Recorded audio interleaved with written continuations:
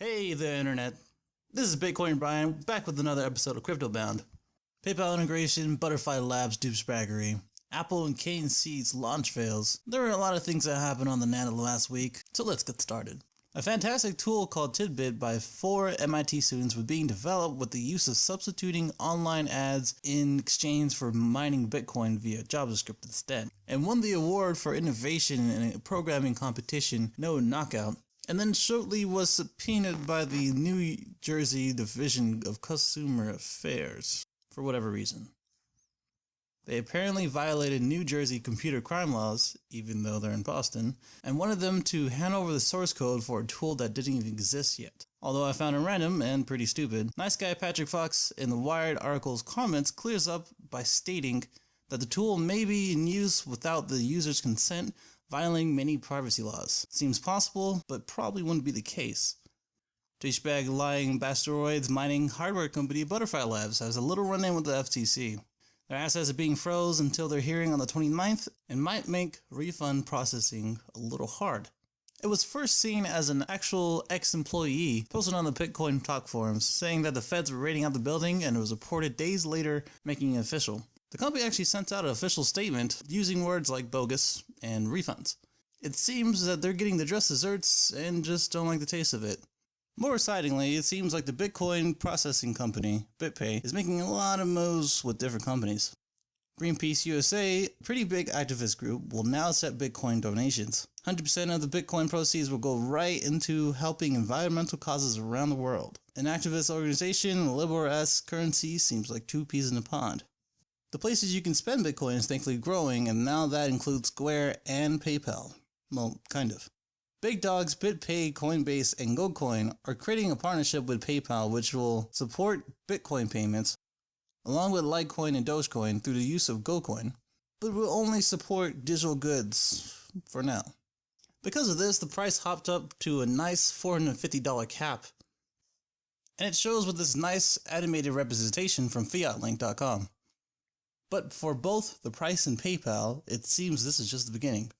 It will most likely exchange your Bitcoin into a PayPal conversion processing center into your PayPal account. This may lead to supporting eBay as well in the future, but is that really a good thing? The guys working on Bazaar released a video showing basic functions of the peer-to-peer marketplace. Albeit the lack of presentation skills, the video shows a simple, decentralized marketplace that is much needed in the world of crypto. Bazaar is obviously going to be greatly supported because it builds on the foundations of what Bitcoin is about, but I just hope it doesn't have the same fate as Silk Road. The guys over at Leetcoin has recently announced that there will be beta support to play League of Legends, an online MOBA, for Bitcoin. The too long didn't read version of this is that you connect your Google account, join a custom game hosted by them, and after the match is done, the funds will be released based on match results. It's a pretty awesome concept and probably will be more successful as more people become aware about it.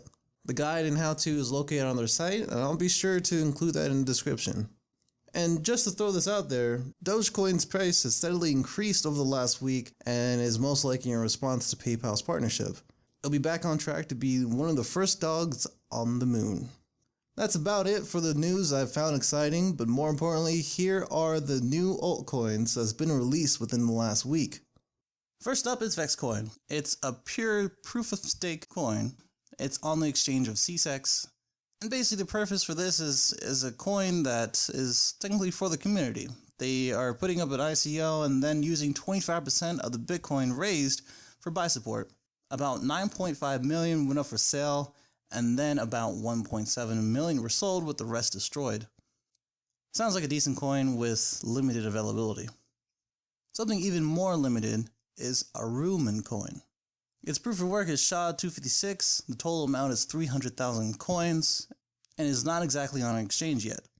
A pretty cleverly named coin, with a nice logo, states it intends to provide instant payment around the world, but doesn't really state what the confirmation time is. With a low reward and a total coin count, it could be a somewhat rare coin. HTML5 coin is an X15 with proof of stake.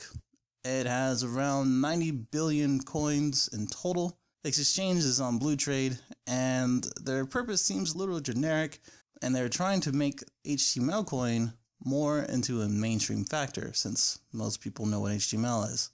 It has such a high total count and not the most popular algorithm, so it may be a little hard. SecSyscoin. Their algorithm is hefty 1. The total amount of 160 million coins is not on an exchange yet, but this one is a little interesting. The devs actually want to develop a low-cost security system using a Raspberry Pi and an Arduino, and of course using the altcoin as a payment. The actual concept seems pretty awesome, and I would highly suggest to check out the thread to further understand it.